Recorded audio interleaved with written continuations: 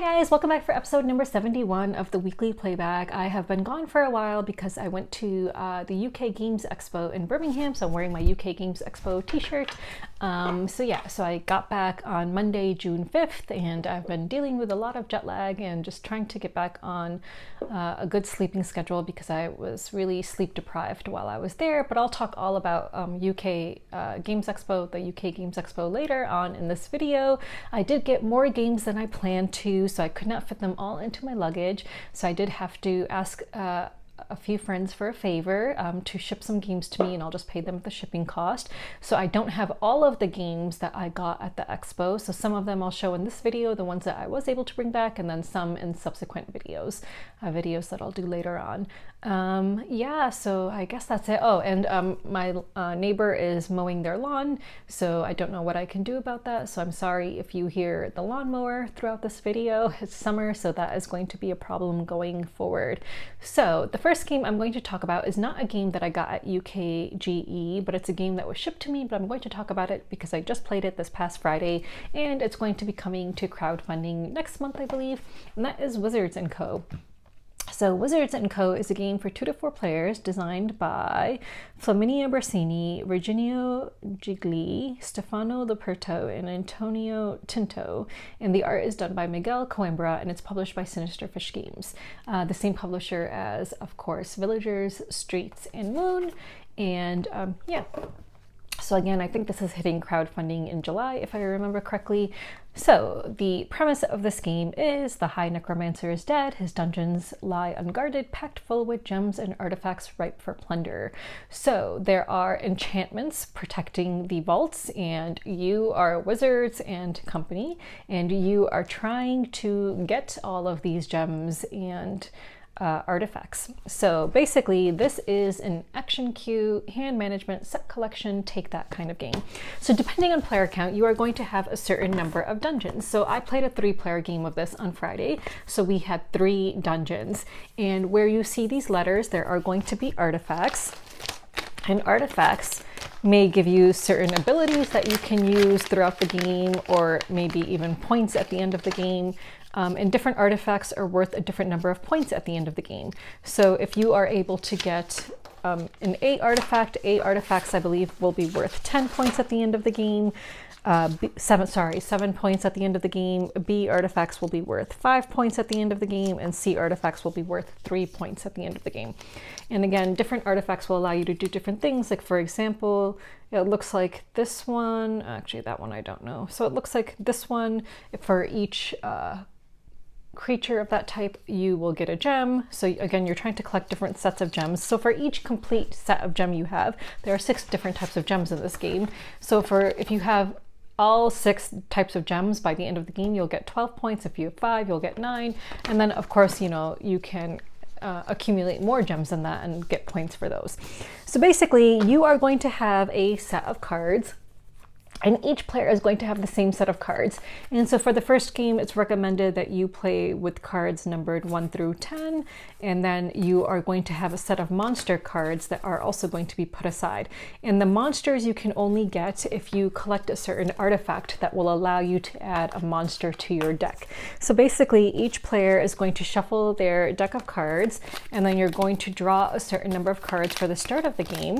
And on your turn, you will be placing your cards around these dungeon doors, like entrances to the dungeon. So not everywhere is an entrance. Like here is an entrance, like basically where you see the steps, and there may be entrances with gems on them.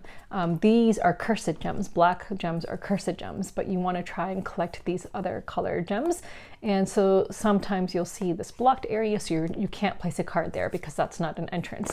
So in a 3-player game, you're going to have 3 different dungeons. And also on each dungeon, there's going to be an enchantment. So an enchantment may be something that affects you as you play cards, or affects you after you resolve the dungeon. So you're going to resolve a dungeon once it gets filled up with cards. So on your turn, you can place either 0 cards if you have no cards in hand, but then at the end of your turn, you'll draw 2 cards. You can place 1 card face up on a dungeon, and then you'll draw 2 cards from your deck. You can place 1 card face down, which will allow you to draw 1 card from your deck.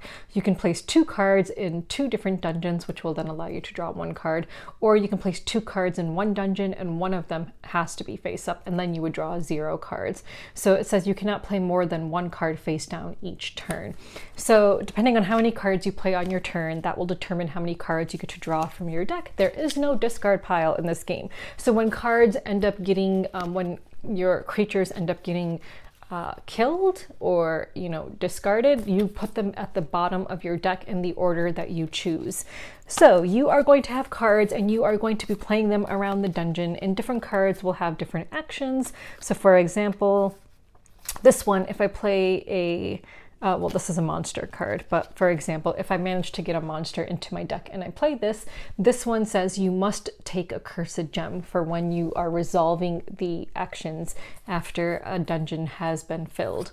So basically, after everyone has taken their turn, you're going to check and see if any of the dungeons have been filled with cards. If they have, the person who was the last one to place a card, which caused the dungeon to be filled and now resolved, is going to take this token, because that will determine tiebreakers. Then starting with the gargoyle, you are going to go in order and resolve each card. So some cards you may not even get to resolve their actions because they may have been eliminated from a card before. And then after you resolve all the actions, you are then going to take a look at who won the battle. So you're going to take a look at the values of the cards in the corner.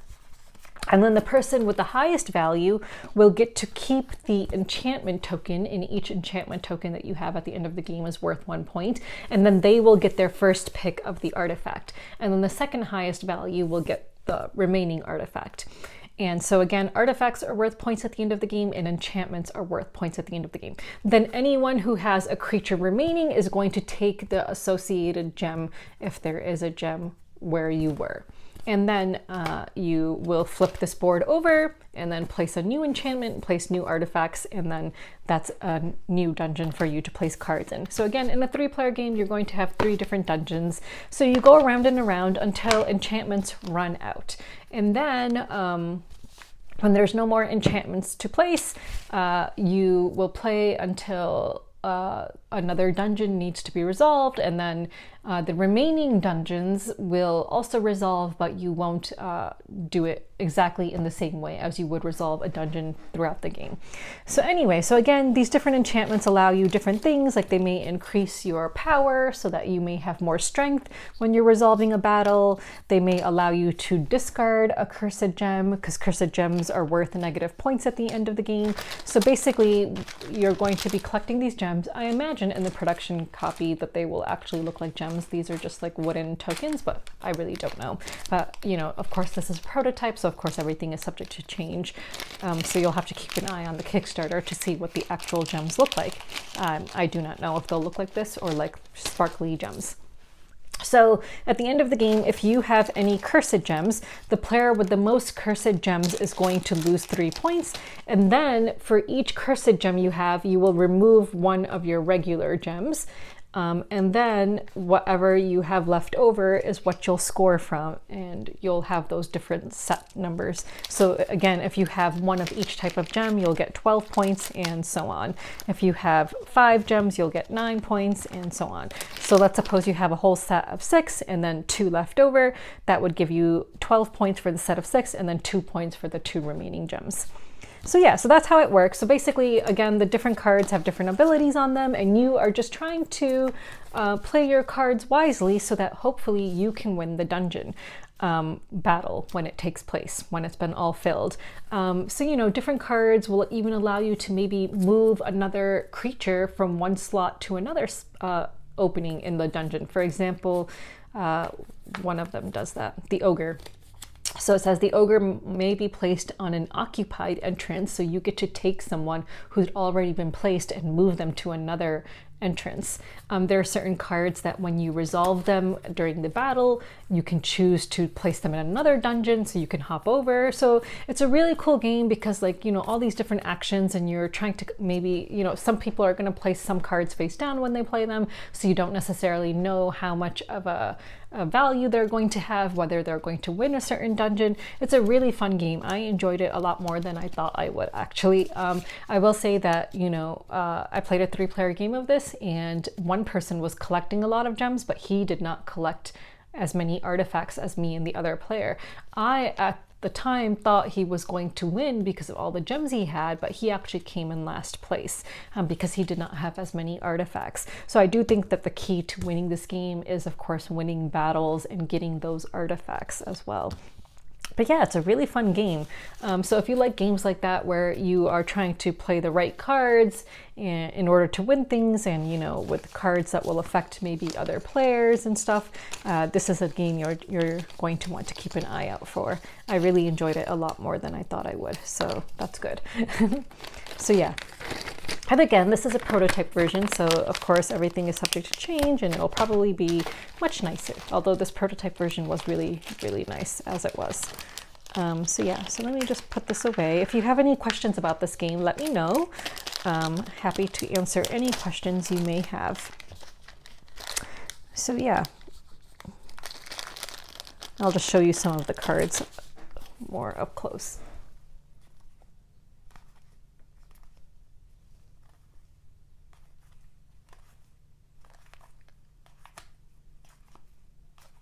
Yeah, I am looking forward to playing this again because there were certain cards we did not play with because we played the beginner level game.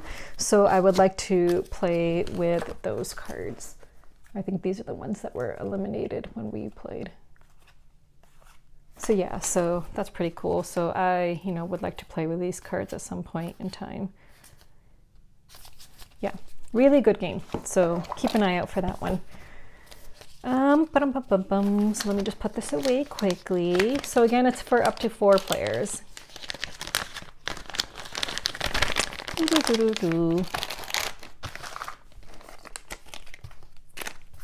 Okay, and then the next game I will talk about is a game that I picked up at UKGE and have since played it 3 times because I really like it a lot, and that is Zuuli. So let me just get Zuuli out. Okay. So Zuuli is a game that I got a review copy of at UKGE, and just a note, you guys, if you've been watching my videos for quite some time, you know that I always mention if something is a review copy or if I paid for it. So this was a review copy. So Zuuli apparently was the hit of UKGE last year, but somehow I missed it. So this came out in 2021. It's designed by Chris Prescott, and the art is done by Chris Prescott, and it's published by Unfringed Games. It's for 1 to 6 players. This is a clothes drafting, hand management set collection game. So kind of similar to Sushi Go, but I would say much more fun and fierce than Sushi Go. So in Zuuli, I don't know if it's available in the US. I hope it is. I know it's a really good game, and I really enjoyed it. So each player is going to have, so you have different animal cards, and basically different animal cards and different enclosure cards. So you basically are trying to build various habitats and enclosures for the different types of animals, but only certain animals can go together, and you also have to be mindful of space. So for example, everyone starts with a new plot card. This will indicate how much space is available and which different types of habitat are available in this enclosure. So this one includes plains, jungle, and water. But there are certain other habitats like pond, which is all water. There are certain habitats which may include, you know, multiple types of, so open air island, that again includes all 3, so, and so on. And then different animals can sometimes go in 2 different habitats. So this one can go in either a jungle or a water. You don't necessarily have to put it in both. But for example, if you have a hippo, if you put the hippo in an enclosure that includes both, it will go from being fierce to friendly. So each animal has a type that indicates whether it's fierce or friendly. So friendly animals can go with other friendly animals. Fierce animals can only be placed in enclosures with other fierce animals of their type. So again, you cannot have fierce and friendly animals together because a fierce animal would eat the friendly animal unless you add an upgrade to your enclosure, which would allow them to be together, which is the well-fed upgrade card. So well-fed will allow you to place fierce and friendly animals together. Let me see if I can find one. Well-fed. So it says traits can be ignored because typically you cannot place a fierce and a friendly animal together. So basically, depending on player count, actually I don't know if it depends on player count, but in the first round you are going to, yeah, it does depend on player count. So like for example, in a 3-player game, I've played this twice as a 2-player game and once as a 3-player game. So in a 3-player game in year 1, it's played over 3 years. In year 1, you're going to be dealt 9 cards. So on your turn, well, it's everyone's turn, it's simultaneously, you're going to pick a card and then pass. So you're just going to keep on picking and passing until you end up with 9 cards. So, you know, similar to Sushi Go in that respect. And then at the end of that phase, then it's time to develop. So you're going to start placing down your different habitats and your animals. If you cannot place an animal, you will lose points equal to the point value of the animal. So you want to try to make sure that you get enough enclosures to place all of your animals. So new plots, again, hold 6 animals. You want to try to add this upgrade to a new plot if you can, because typically a new plot will not score unless it's full. So it says does not score unless full. So you have to have animals equaling 6 in order, 6 space in order to score it, but this will allow you to score it even if it's not full. So when you are during the develop phase, placing down enclosures and animals, just keep in mind that any upgrades you place, which are the gray cards, cannot be moved in subsequent rounds. So if you attach an upgrade to an enclosure, that must remain from round to round, but animals can be moved around from round to round.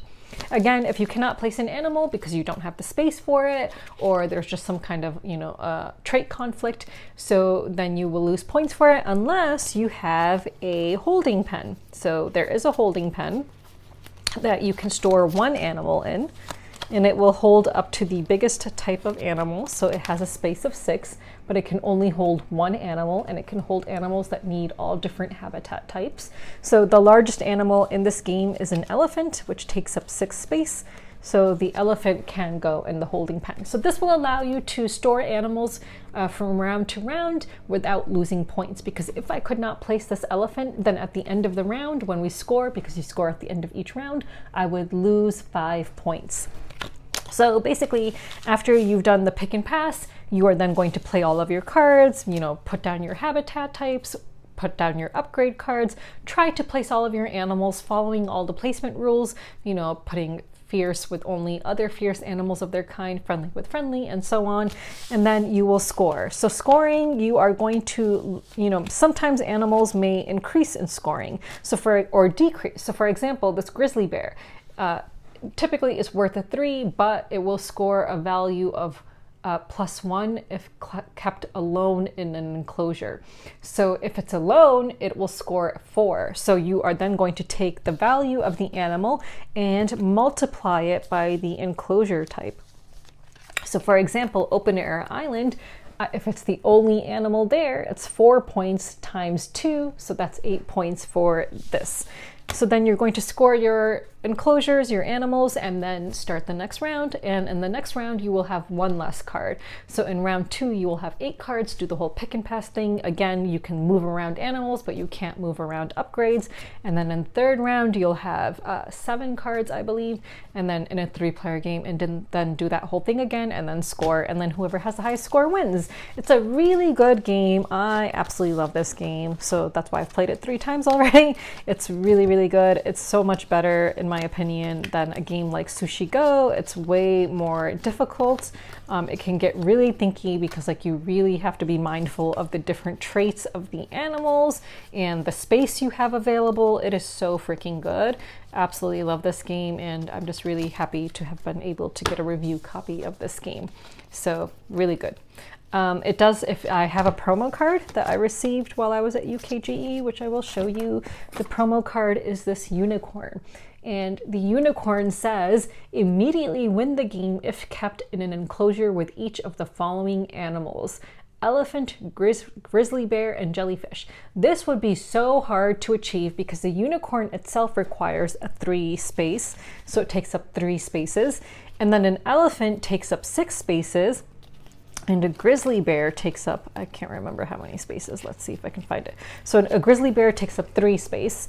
So you need a really big enclosure, and a jellyfish. Jellyfish takes up 1 space, I think. Yeah, so you're going to need a really big enclosure, and you're going to need to have the well-fed upgrade in order to be able to keep fierce with friendly animals together. So yeah, that would be really hard to achieve. So I can see why this card would allow you to win the game immediately, because you would basically be focusing all your efforts on just achieving that card, like winning that card. So that would be really, really difficult. So yeah, so that is just a promo card. In all the games I've played, I have not played with the promo card just because you know, I think it's really hard to achieve, and you know, people would just end up focusing all their energy, I think, on that promo card. So yeah, so keep an eye out for Zuuli. Again, it came out in 2021, but I of course did not learn about this game until just this year, but I really, really like it. It is really good. I don't know if it's available in the US. I know that one of my friends wants to buy it, so she did tell the publisher to make it available in the US. So maybe they will start shipping it to the US to retail stores here. So yeah, and it comes with a score pad for you to keep track of each round, and then just a small rule book. Yep. So that is Zuuli. Really good. What game have I played? Let's see, what other game? Another game I played that I got at UKGE is Isle of Trains. So Isle of Trains, let me just pull up the information for that. So Isle of Trains, All Aboard. Oops, the original version came out in 2014, but that's not the one we want. We want Isle of Trains All Aboard, which came out in 2023. So this is a 2023 game for 1 to 4 players, designed by Seth Jaffe and Dan Keltner, I can't read it, Kettner. And art is done by Dennis Martinez. Okay, my eyesight is really bad. Sorry, maybe I should blow this up. And then the publisher is Dronda Games. So this is for 1 to 4 players. This is a contracts, hand management, open drafting set collection game. It's a really cool game. I really enjoyed it. It's like literally like, well, not literally, but it's an engine building game in which you're actually like building engines, train engines. So each player is going to start with a card, a level 1 engine card. And you are going to have basically an island, and on the island, so let me see if I can find those island cards. So there's going to be like a different like island made up of different like location cards that you're going to be putting together. So you're going to be putting this together. I'll throw up a picture. So it's going to form like an island basically. And there's different ways to achieve this island. So for example, I'll just show you Alpine Lodge.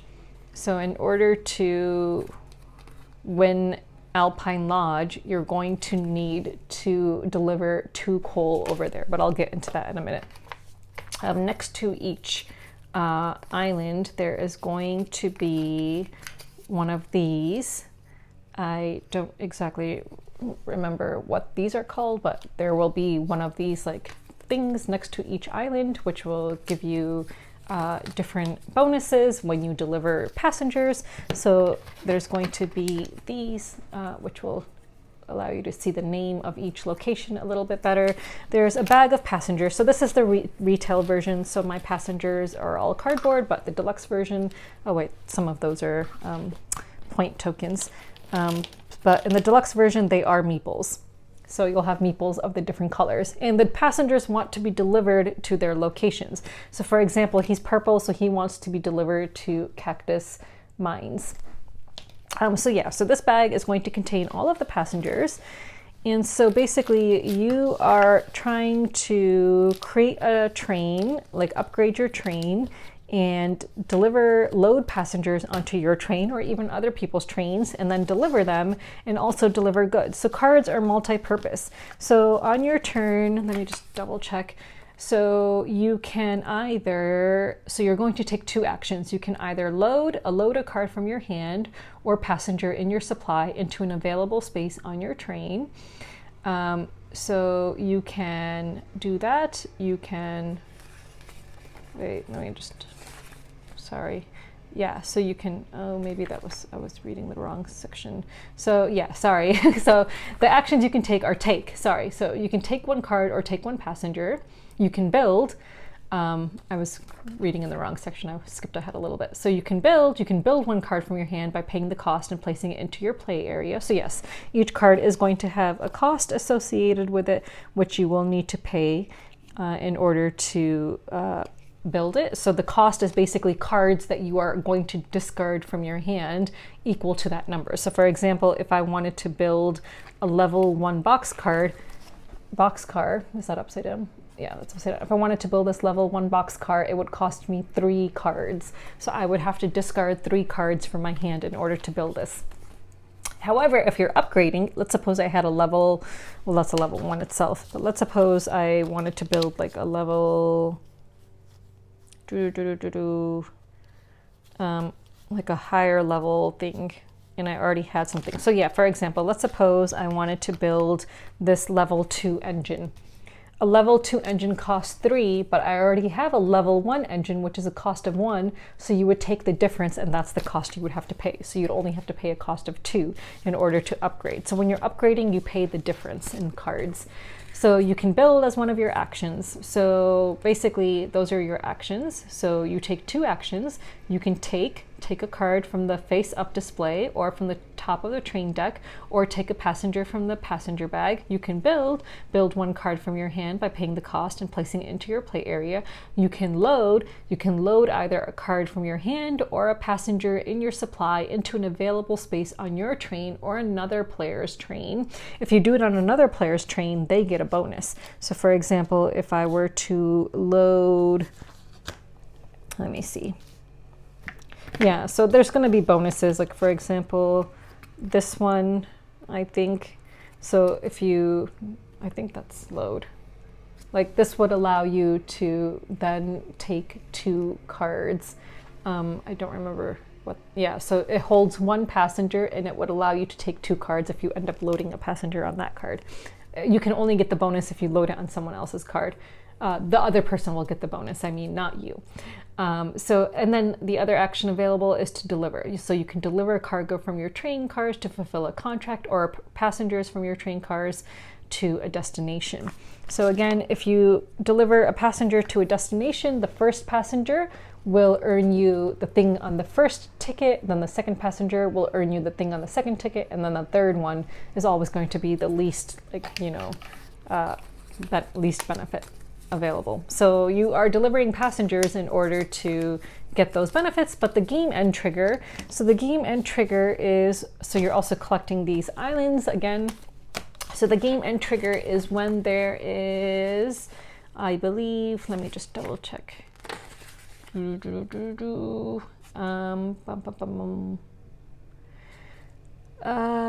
yeah, so I should have put that out there. So the game end trigger has to do with the train. So there's going to be a train moving along this track. So you're going to have a track available here, and every time someone either completes a passenger thingy, or so you have to complete this, meaning like the whole thing is filled up, or an island is taken, a section of the island is taken by someone because they delivered what was needed and they took this into their own possession, then the train is going to move 1 space. And then when the train reaches the requisite number for the number of players you have, then the game end will be triggered, and then I think everyone else will get 1 more action, if I remember correctly. So that is how the game end is triggered. Yeah. So, yeah, so it's a really fun game. I enjoyed it more than I thought I would. I played this twice at UKGE. Also, when you deliver contracts, when you complete contracts with the islands, you have the opportunity to still deliver to the island that you claimed, the portion of the island that you claimed. So for example, if you claimed Billington's originally, you would have had to deliver a coal and a crate. Then you can try to deliver even more to it so that it will be worth more points. So if you can deliver 2 more coal and 2 more crates, this part will be worth 9 points for you at the end of the game. If you can deliver 2 coal, 1 oil, and 1 crate, it will be worth 8 points. An additional 8 points, actually, I think, not just... Yeah, so I think that's an additional number of points. I didn't end up doing that, so I don't know if it's additional. I think it's additional because it says +9 or +8. So I think it's additional to that. So yeah, so this is a really good train game. I really enjoyed it. It's just basically like you're just trying to increase the value of your train, because different parts of your train are going to be worth different points. Also, yeah, you will have different cards that may give you points at the end of the game, or abilities throughout the game. Like there's the caboose, which will let you do something every time you maybe take a certain kind of action. So yeah, so it's a really cool game. At the end of the game, you're going to score your VP tokens, your victory point tokens that you collected throughout the game, your built train cars, contracts you completed, loaded cargo passengers, progress train, and buildings. Oh yeah, those are called buildings, sorry. Oh no, not those. There are buildings in this game. So for example, you can build this bank. So buildings are harder to build because they cost more cards, but they are really good. Oh, and I forgot to mention, so these cards are multi-use. So when you're delivering cargo, instead of spending cards to pay for a certain thing, each card is going to have some kind of a cargo thing listed there. So that is what you're going to be tucking into all of those just happen to be coal, but let me just show you an example. Like this one is like a wild. So there are cards that will allow you, so you can take the cards, I'm sorry, this is the worst explanation ever, I know. So you can take a card and tuck it in under a certain part of your train, which will then indicate that you are holding that type. So certain parts of the train can only hold certain types of cargo as well. So like for example, like this, the level 3 tanker, you will see here it has a crate, which means this can only hold crates. So if you want to tuck something into it in order to store cargo, you can only tuck in crates into this particular part of the train. So yeah, so that is essentially Isle of Trains, and I know that was just the worst explanation ever of this game, but it is a really good game, and I feel like I did not do it justice. Maybe if I play it again in the future, which I'm sure I will, because I really enjoyed it, I will hopefully explain it much better than I did today. So yeah, so I played this at UKGE twice, and it was really good. Yeah, I do imagine it would be much better with the meeples than the cardboard tokens for the passengers, but I don't think it'll make that huge of a difference, but yeah. Oh yeah, and here's the little train that goes along on the tracker to determine game end trigger. Yeah. So yeah, and it comes with a little bag to hold all of the tokens. So yes, there we go. That was my terrible explanation of Isle of Trains. Okay, moving on. So I think, oh, actually there is one more game I can talk about, I guess. So another game I acquired recently, so Isle of Trains was a review copy, so I got that at UKGE. The next game I'll talk about briefly is not a review copy. I actually bought this from a bookstore in London. So this is called Mada. It is a 2022 game designed by Sofia Wagner. The art is done by Clara San Milan, and it's published by Helvetic Games. So this is a hand management, push your luck, take that game. So basically you are just like lemurs and you're trying to collect the largest number of prickly pears. As you can see, these cards have prickly pears on them and these cards have numbers on them. So you are going to have a hand of 3 cards at the start of the game, and on your turn you can either play a card into your own area, and whenever you play a card it has to be equal to or higher than the number previously played. So for example, if I played a 7, then on subsequent turns I can play a 7 or something higher than a 7. So you can either play a card, you can draw a card. You can only draw a card if you have 2 cards in your hand or 1 card. You can't draw a card if you have 3 cards in your hand, because 3 is your limit. Or you can say that you are going to try your luck. There's like a specific phrase you have to say. So you can say, yeah, try your luck. So you can announce that you're trying your luck. So let's suppose you have 3 cards in your hand, but they're all numbered lower than the top card in your pile. You can try your luck, which is immediately draw a card from the draw pile and place it on your own pile. If it is higher or equal to the value that you had at the top of your pile, then great, it'll be the next player's turn. If not, then the round will end, and then you will lose that round, but the other players will get to take the top card of their pile and set it aside, and those are going to be the number of prickly pears that they will be counting up. Once someone has 5 cards set aside, meaning that they, you know, managed to win 5 times, then you're going to end the game and everyone will count the number of prickly pears they have on their cards, and then whoever has the highest number of prickly pears will win. There are some special cards in this game. This one is particularly useful. If you have this will allow you to take the top card of your pile and drag it to the bottom. So let's suppose the top value card in my pile was a 13. I can attach this lemur to it and drag it to the bottom of my pile. So then if the card below it was an 11, then that's a little bit better. This card is a scorpion, which immediately makes you discard a card from your hand into the discard pile. And then this card lets you swap piles with another player. So this card will let you swap your pile with another player. So if another player has, like, say, a 6 at the top of their pile and you have a 12 at the top of your pile, then you definitely want to swap. It is a really fun, small game. I really like games like this that you can play like while you're at a restaurant waiting for food or something. So I'm glad I picked this up. I picked this up at Foyle's bookstore in London, and I really, really like it. So I've played this now 2 or 3 times, I can't remember, but I really like it. It's really good. So yeah, Mada. So those were the games I played recently that I have in my possession at the moment. So let's move on. So this is a pretty long video already. So moving on. So I did play another game, but it's being shipped to me since I couldn't, you know, ship back all of my games.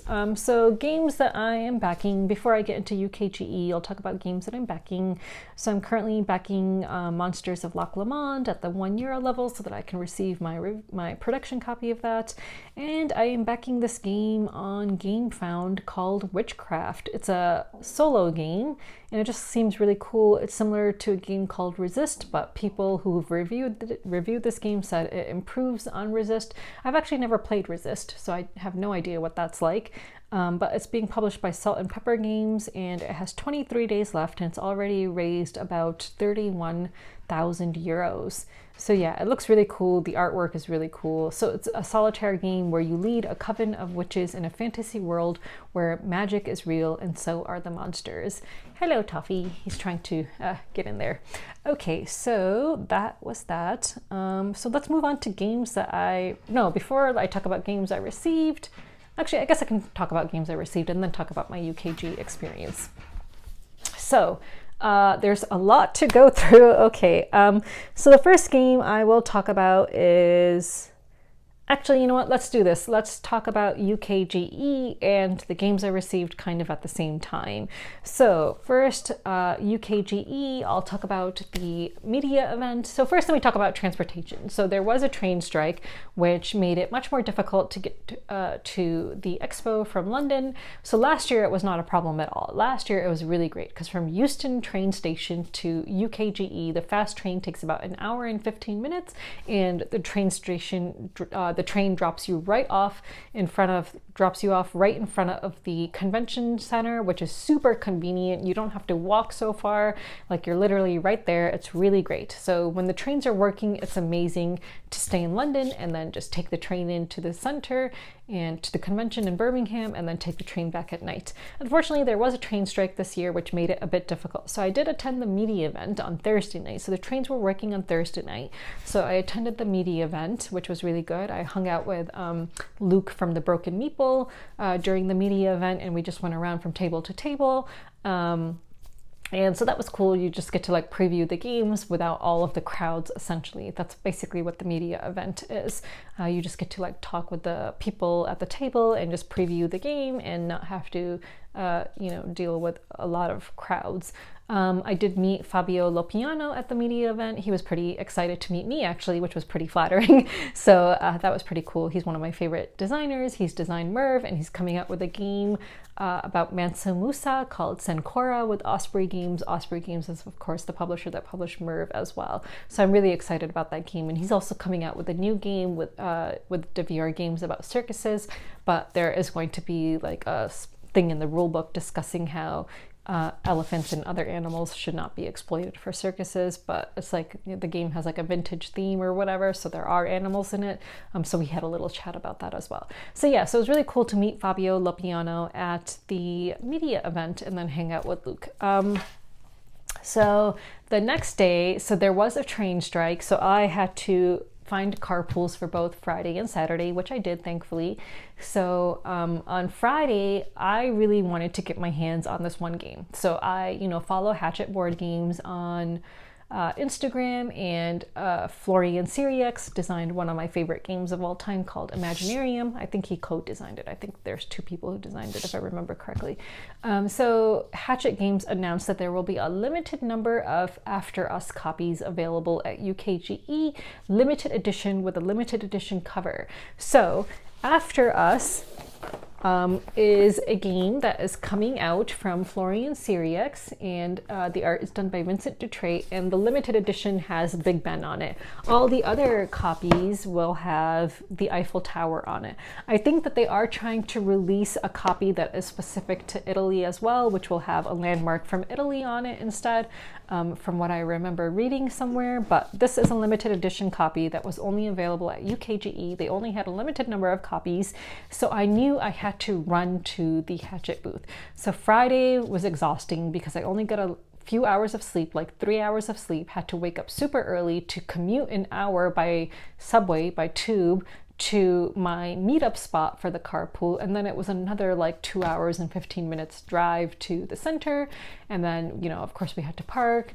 My friend who was driving us, he dropped me off a little bit close, not too far like from the center, but not close either, so I like literally ran. So I ran from where I was dropped off to the convention center to get in line for After Us, and thank God I did. So on Friday, I was one of the last few people to get a copy on Friday.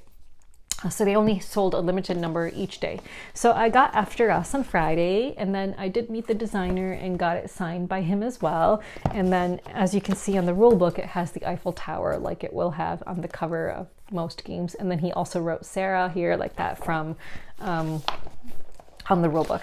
So After Us is a deck building game in which you are basically apes who have taken over the planet after, I guess that's like Planet of the Apes kind of thing. So you are going to have different cards, and you are basically going to be trying to like connect cards to each other in order to like trigger, like activate certain bonuses and stuff that you need. So yeah, it looks like a really cool game. So like after having read about it, I just knew that I really, really wanted this game, so I made a run for it, and luckily I did get it. So it comes with a bunch of different components. So I believe Pandasaurus is going to be the one that is going to be releasing this in America. So I guess they're the ones who are licensed to release this game in America. There's going to be like different kinds of, I guess, artifacts, tools that you can win in this game to use. The artwork in this game is just really cool. I'll show you guys all the monkeys in a minute.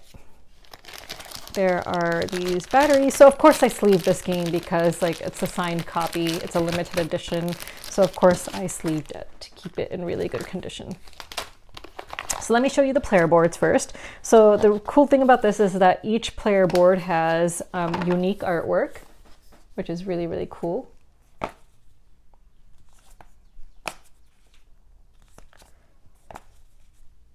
And since I was there, I was able to get a promo board This is the promo board, which is really cool. Instead of the numbers on the bottom, you'll see different board games that indicate what the numbers are. So for example, for 1, it's just 1. For 2, it's Sobek, which is a 2-player game.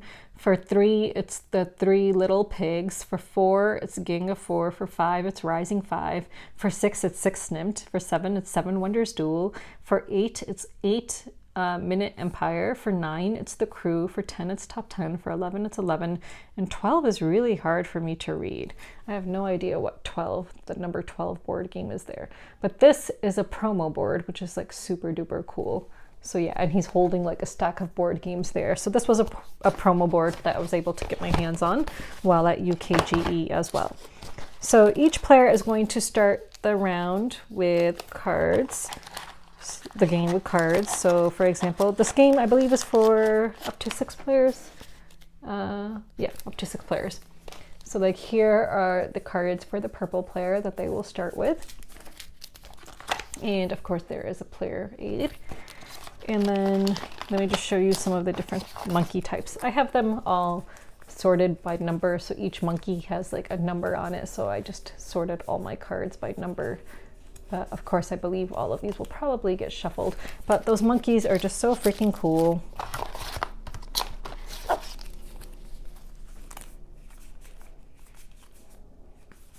Yeah, I'm hoping I'll get to play this on Monday. I'm really excited to play this.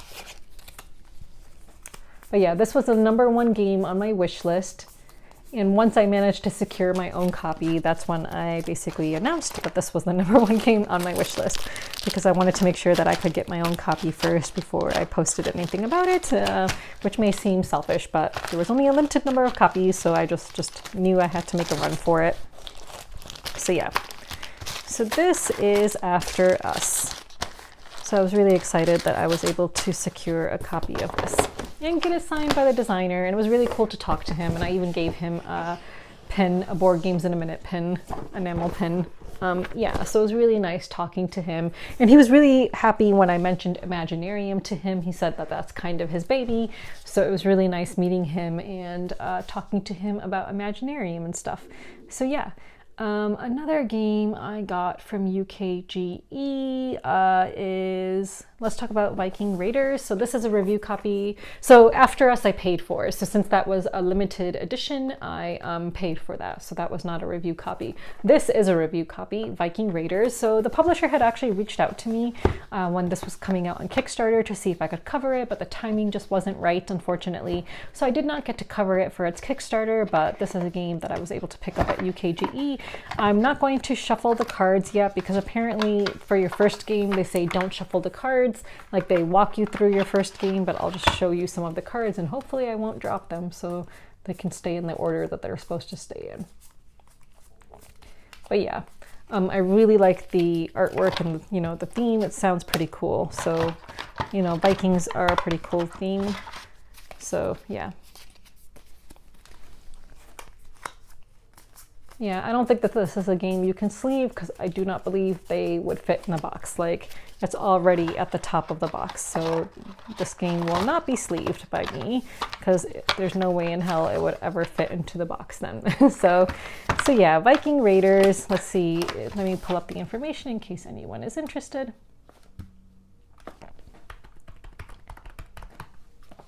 So yeah, this is a 2022 game designed by Morton, how do you say his last name? What does it say? Billcliffe? And several different artists, and it's published by Neo Wolf Games, and it's for 2 to 5 players. He did say that it plays better at a higher player count, so I'm going to wait until I can play it at hopefully 3 or 4 players minimum. So yeah. So this is a, let me just read. So it says it is a hand management, push your luck, set collection, take that market game. So that's cool. So on the front it says Viking Raiders, action, strategy, mayhem. Cool. So yeah, so that looks pretty cool. So I'm excited to get that. And I, had a nice chat with the designer, so that was nice. What else? Let's see. So another game I got a review copy of. Well, it's technically not a review copy because I was actually supposed to receive a copy of this game anyway, but it's Amun-Re. So let me see if I can just get it from the bottom here without destroying the games on top. So yeah, so Amun-Re is a game that I had covered for its Kickstarter, so I picked up my production copy while I was there. So this is published by Alley Cat Games. It's the 20th anniversary edition of Rainer Knizi's game Amun-Re. So I had covered this, so I was owed like a production copy of this game. The rulebook is so nice. Oh, it's really nice paper. The board is really big, so I'm not going to open the whole board. I did take out some of the player pieces and stuff, so let me just show you some of the player pieces. I'm trying to find the color I like. Yeah, here's the color I like. It's like a pretty mauve color. So yeah, you have all these different player pieces in different colors. So you have this like pretty mauve color. You have orange, green, and yellow. So yeah. It comes, oh, and there's blue. Oh, so I guess it goes up to 5 players. My bad. This blue is really pretty too. It's a really pretty like lake blue kind of color. You've got these, a bunch of those. You've got, this one is the deluxe edition. So it comes with this temple, which is nice. It comes with a bunch of figurines. Oops, I just made a bunch of them pop out. Okay, here we go. So it comes with a bunch of different figurines of like different pharaohs and stuff like that. It has all the pyramids, of course, and like different bricks, I think. And then smaller pyramids, and then a bunch of different cards. And there's like all of these, let's see what these tiles are. There's like a bunch of different like tiles with like stuff on them. I don't actually remember how to play, to be honest. Now I know it was like some kind of an auction game, but I don't remember too much at the moment. But yeah, so yeah, that looks like it's just all money. Let's see, some player aids. Cool artwork. I think it's meant to trade as well. That's my guess. So yeah, so I picked up my production copy of this while I was at UKGE, and I brought this back with me. So let me just put this away. Showed you guys mostly everything from this. Okay, I can do a better job of putting it away later. Oh, and yeah, oh, these cards are so cool. Okay, let me show you these. So it came with these cards with like the foiling on them. Oh, these are so freaking cool.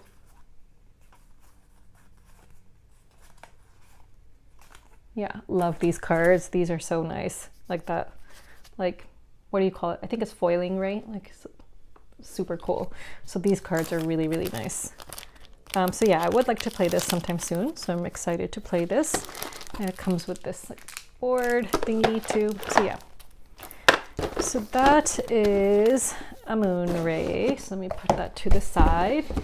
Another game I got from UKGE, a review copy of, I've managed to drop it all the way back here, so let me just get it. It's a Burano Roll and Write. So this is a review copy that I managed to get. Yeah, so I was really excited because when I saw this, it was one of the games that I really wanted. So it's for 1 to 4 players, and as I've mentioned like a billion times on my channel, I enjoy playing roll and writes solo. So those are like the kinds of games that I really play solo. So I'm going to be laminating the sheets because there's different, so like these ones, they all have like, so this one you can see the yellow building is first, and then this one, you can see the blue building is first. So there's 4 different types of sheets. And then this one, like the red building is first. And there are cats in this game. Like, look at those little cats. Do you see them? Yeah. So yeah, and it comes with these pretty colored dice. And then I'm guessing this is a score pad. Or maybe just a sheet that you fill out on your own, maybe. I don't know. And then it's got like this cat and like boats, I think. So yeah, boats would make sense since it's Burano. So I've actually been to Burano. It's a pretty cool place. So yeah, so I'm really excited to play this. I want to laminate some sheets first before I do. So this was a review copy that I picked up at UKGE. So yeah, I think those are, oh, okay. I picked up a review copy of Akropolis. So I got to meet the designer of Akropolis. I already owned Akropolis, but they were really kind enough to say that, so the owner of, God, what's the name of that store that was doing Fanboy 3? So Fanboy 3 was like the game store that was like selling Hatchet games while at the convention. So the owner was really nice, and he said that I could get a review copy of Akropolis since I did not know that the designer would be at the convention. So I'll just be giving the other copy that I have away. So I did get a copy of Akropolis, and I got it signed by the designer. And then he just had a nice little chat with me. It was really nice. He asked me like what game I think he should check out at the convention. So I figured a game that maybe he didn't know about, and I was right, was Rebuilding Seattle. So I suggested Rebuilding Seattle to him. Some other designers I got to meet while I was at the convention. Hakan Garter, of course. I stopped by the Sinister Fish booth games and got to meet with him again. You know, he's one of my favorite designers. I met with David Chirop. He is the designer of one of my all-time favorite games, Petrichor, and of course he's the designer of Hamlet. So I met with him. I met with David Turgsey. Who else did I meet? I think those are all the designers I met. Yes. So yeah, UKGE was super fun. It was really exhausting, you know, with the carpooling to get there, and I was really, you know, sleep deprived because like every day it was like 3 hours of travel. First like an hour to my meetup spot, and then another 2 hours minimum car drive to get to UKGE. It was just super exhausting, but it was definitely worth it. So I hope next year the trains are working.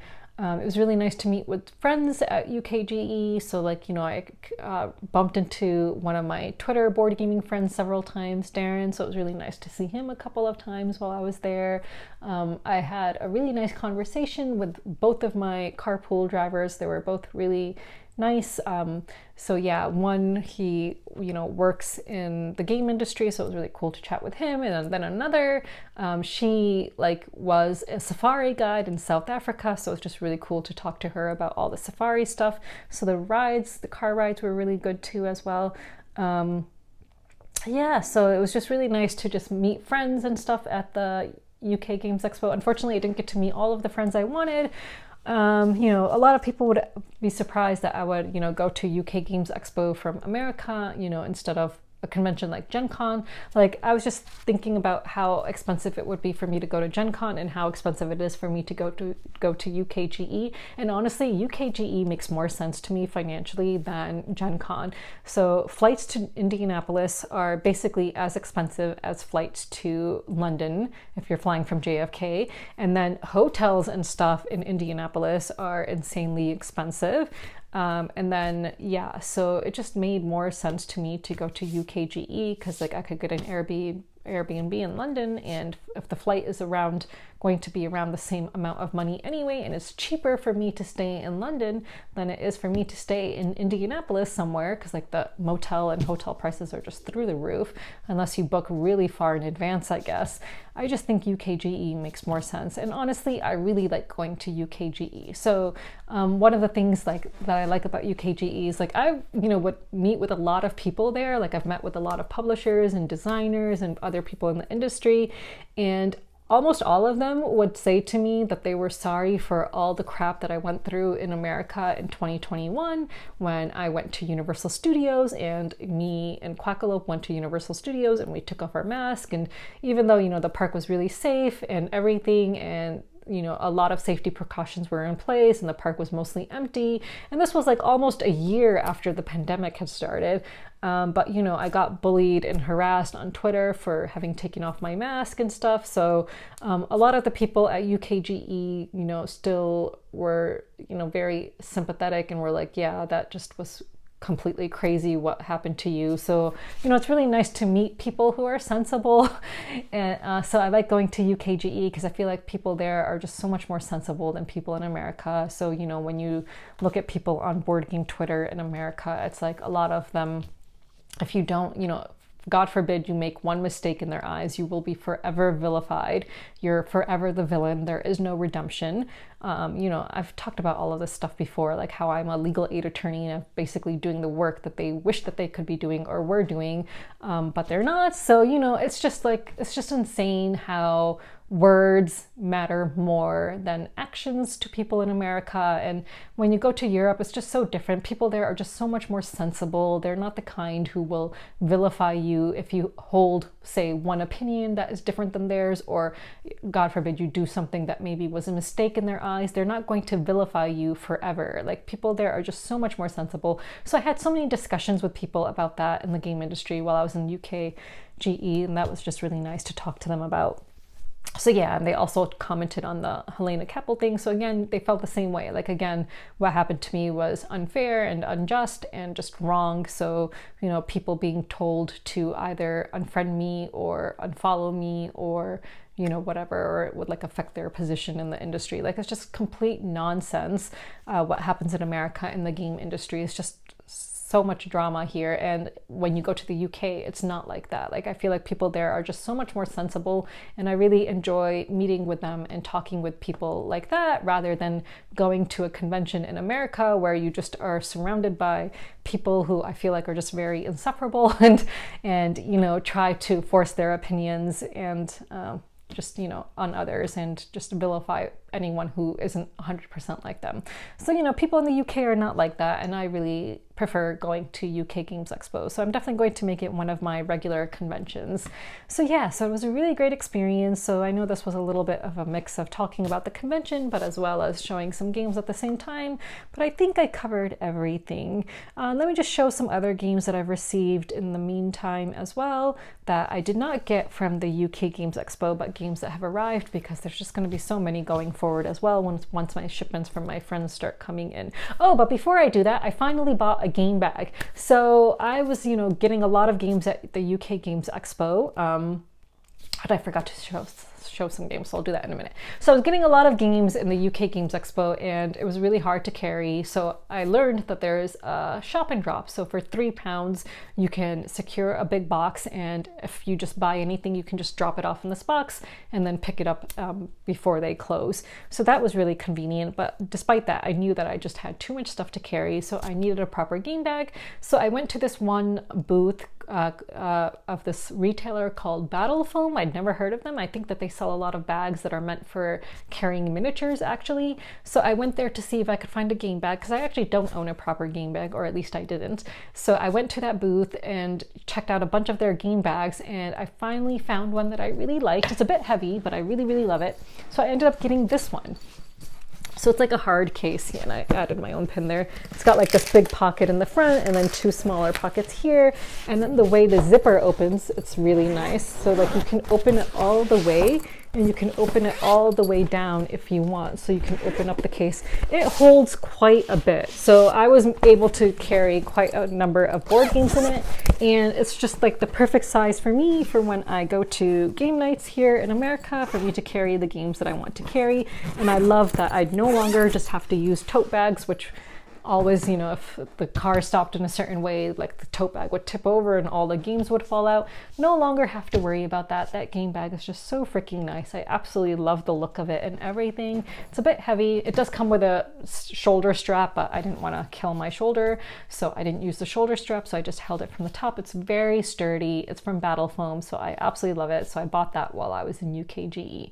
Another game I bought in UKGE, which I forgot to show, which I should show. So this is a game that I bought, so it's not a review copy. It is Paupers Ladder. So the reason I bought this was because it's not available in America. So this is like self-published by a guy, the designer and artist of this game, Paul Stapleton. It just looked really cool.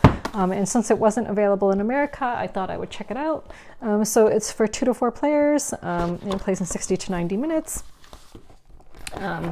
Here is the rulebook. The artwork just really caught my eye. Like, it seemed like a cool game, and then the artwork and the board and stuff, the way he had it laid out, it just like super caught my eye. It just like looked really cool. Yeah. It's got like a bunch of different cards and stuff, like little square cards. I don't remember exactly how it plays. He did describe it to me. It seems kind of like an adventure kind of game of some kind. So maybe not entirely up my alley, but I'm looking forward to just giving it a try anyway. So there's a lot of cards and stuff in here. And then the Moon Towers is an expansion. And then I picked up this other expansion because you can play as some of the bad guys apparently. So instead of the good guys. So I picked up this expansion because it has like this cool Halloween looking character in it. So yeah, like that character. So I picked this up as well. Yeah. So let me know if you've played this. I really know nothing about it. Let me show you the regular character. So this is the expansion that lets you play as the bad guys. It's called the Bright Helm Bodix. I don't know how to pronounce that word. So yeah, so this is an expansion. I can't get this back in, so I'll just leave it like that. And here are the regular characters you can play as. Oh, they're double-sided. I wonder if those were double-sided too.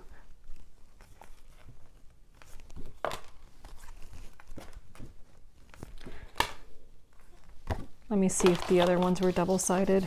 Oh yeah, they are double-sided, but it's the same character on both sides. Yeah, same character on both sides. So those were double-sided too. So yeah, so I picked this up while at UKGE because it's not available in America, and it just looked pretty cool. And then it came with this one expansion called the Moon Towers. Well, it didn't come with it, I bought it. So yeah. Let me show you. Yeah, so it says a gripping new adventure for Paupers Ladder. So I do think it's like some kind of an adventure game. It comes with some new characters. I actually didn't unbox this yet, so you can just see like the different kinds of cards and tokens and stuff like that. So yeah, so I'll unbox that later. There's just so many games now. I don't have too many games. Another game that I received recently, this is not from UKGE, but it's from a friend, David. So one of my friends who lives in France, I met up with him for a day in Paris, and he gifted this to me, as well as 2 other small games, which I don't have right now. But yeah, so he gifted this game to me, which I really enjoyed, and we even played it. It's called Columba, and it's designed by Laurent Escoffier and Sylvie Adair, and it's published by Ludocom Editions. And this one's even been signed by the designer. And yeah, he gifted this to me, which was really generous and just really nice. And it comes with like an expansion, but basically it's like a pigeon game. Like you're trying to place different pigeons and like collect different pigeons. It's really cool. You've got your player pieces in different colors. And it's got these really pretty pigeon tiles. I'll just show you like these turquoise ones of different colors. So it's like a tile placement game as well. So yeah, it's like a card placement and like tile collection tile kind of placement game. Super nice. So yeah, so it's got tiles of a bunch of different colors with different kinds of pigeons on them. There's white ones.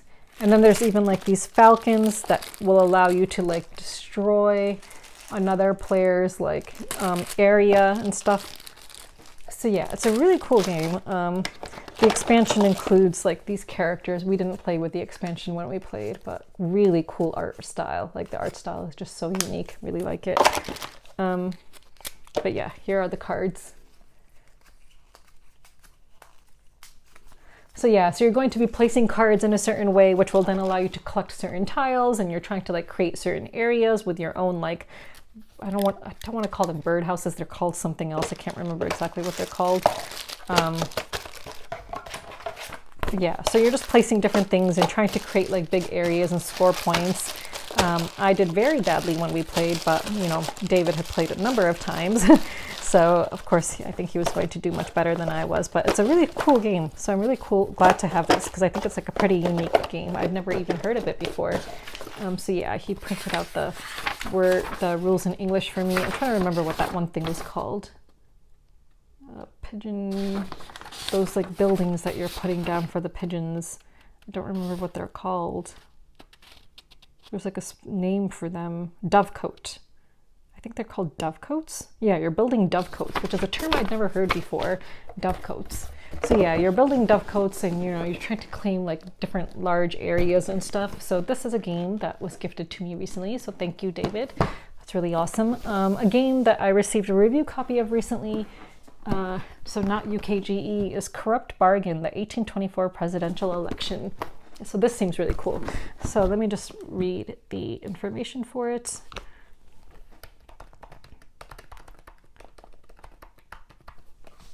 Seems like a cool historical game. So it's for, oh wow, it's got a really good rating, 7.9. So it's for 2 to 4 players.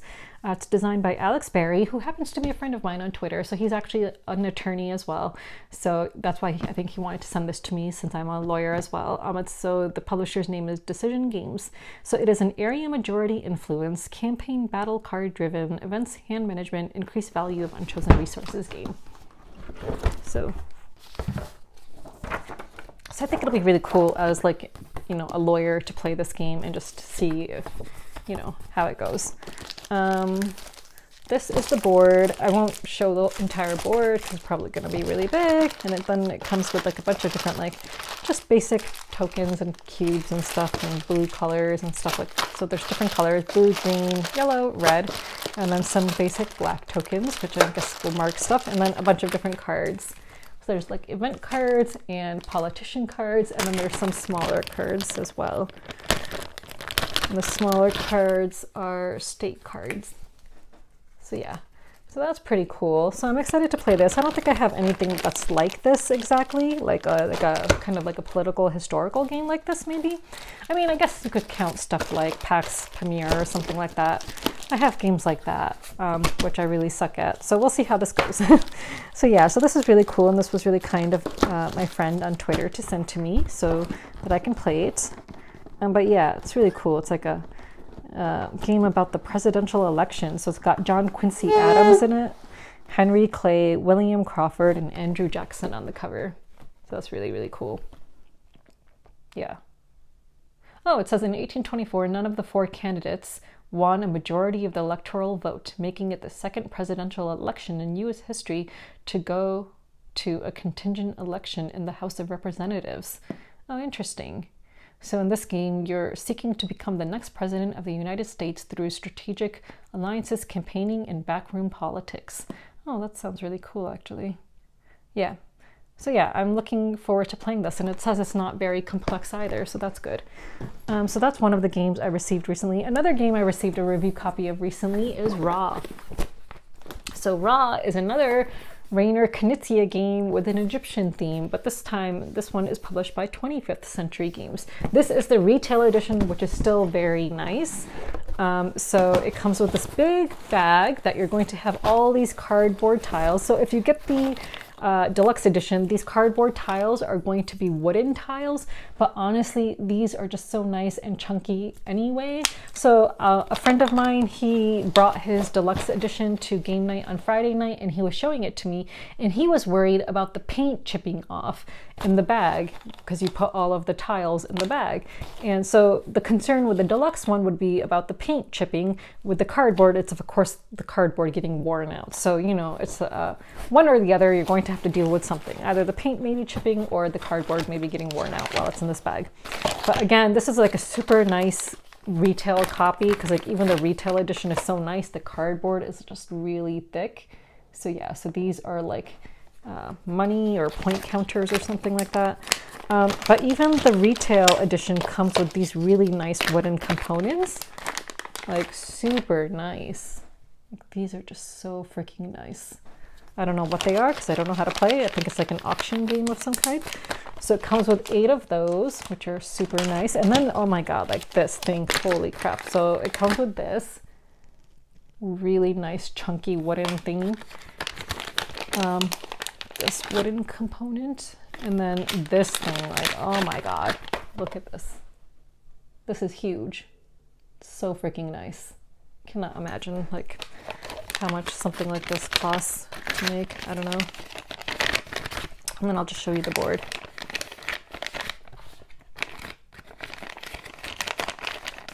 So yeah, so this is a review copy I received. So I'm really excited to play this. Maybe I can have a Rainer Knizia Egyptian day and we can just play stuff like this. We can just play Ra and Amun-Re. And then I put the rule book at the bottom so it doesn't get all weird. Nice paper. So yeah. So this is the retail edition of Ra, which I received a review copy of, and I'm super excited to play. It's just so nice. Yeah. Oh no, I forgot to put this in. Yes, okay, I think, okay, we're almost done. Just a few more games to go. through. One of the games that I received, I'm going to be covering for its crowdfunding campaign, so I'm hoping to play it soon. It is Favor, the Gods of Othera. I'm not going to open this up actually, just because I'm going to be covering it really soon, so I'll show it to you guys later when I actually play it. But that's another game I have that I need to play soon. Another game that I received recently, I have covered this game for its Kickstarter, so I received my production copy of it. It's Top Hop from Talon Strike Studios. So this was like a fun little auction kind of game with sodas, soda caps, so you have to put all the stickers on the soda caps. So the only soda I like, and if I ever drink soda, the only soda I drink is Dr. Pepper. So I like this, it's Dr. Berry. So I think I would play as Dr. Berry just because like that's the only soda I like. And then there's like just a bunch of different cards, like with different locations, like New Orleans, San Francisco, and Seattle, and just, yeah, a bunch of different locations and stuff. So nice cards. And then, player aids, and then a score sheet. Yeah. So that arrived. And then finally, well, almost finally, so I received my production copy of Ragnarocks. So I covered this game for its Kickstarter. That was actually an unpaid overview, but they told me that they would send me a production copy of the game, so they did. So this is another review copy for having covered their Kickstarter. So of course you have this board, which is you're going to open up, and it has two sides, and you're going to like stick it onto this thing. And then you have your different components. Those are like different player pieces and like different like shards or whatever. Comes with some dice with like directions on it actually, I think. Northeast, west, southwest, yeah, cool. And then it comes with a bunch of different cards, like different, which I haven't opened up yet actually, so I can't really show those to you, but yeah, just different cards and stuff like that. So yeah, another Viking themed game. This card I like, it's like a cow. This is cool, yeah. So yeah, I would like to play this at some point. I think, of course, I think this is a 2-player game, so Ragnarok. Oh no, 2 to 6 players, what? Why did I think it was a 2-player game? For some reason I thought it was a 2-player game because I was like thinking of Santorini for some reason. Because isn't this the same designer as Santorini? I don't know, I didn't know it was 2 to 6 players. Huh, that's interesting, I'll have to check that out. Then another game, I bought this just before UKGE because my local game store was having a sale, and this is a game that I wanted to check out at last year's UKGE and did not get a chance. So it was on sale at my local game store for $19, so I bought it just before heading to UKGE, and that is Yak by Pretzel Games. It's got super cool components. Unfortunately, one of my yaks is broken. Here's the board. The artwork is just so pretty. I just really, really love the artwork. Just look at that board. It's so pretty. It has got this bag, a bunch of wooden components. Like I'll just show you, like all these like wooden blocks and stuff, and I think those are like cargo pieces or something that you're going to be carrying. I think that there's like, oh yeah, there's stuff underneath too. There's like things you need to assemble and just cards and a rule book, I guess, and stuff. And then I guess these are like individual player boards of some kind as well. So I actually don't know how to play, but I'm looking forward to it. So yeah, one of my yaks is broken. The wheels on one of my yaks is sadly broken, so that's a shame. So like you actually have these yaks and you have their wheels on their wagons, so you can like actually move them, which is so freaking cool. I mean, like how freaking cool is that? But one of my wheels keeps on popping off because it's broken. Oh, actually, oh yeah, see, it just popped off. So yeah, so I'm gonna have to get that in a minute. So yeah, so that's broken, so that's a shame. So I'll need to get that fixed. But yeah, so this is a game I picked up recently, so I'm excited to play this. It looks pretty cool. So I think I've finally gone through all the games. Oh my god.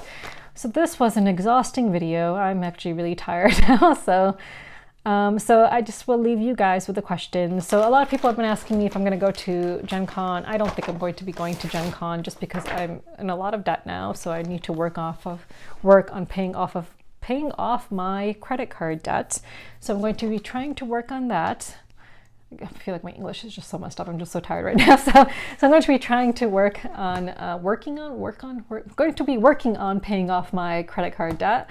Yeah, so I don't think I'll be going to Gen Con. It's just so insanely expensive. Like by the time I had gotten approved for a media badge, it was like too late. Like they approved me way too late. And by then all the nearby hotels were taken up and stuff like that. Flights are expensive. It's just, if you add in all the cost of transportation and everything, it would just be way too much. So I'm not going to be going to Gen Con.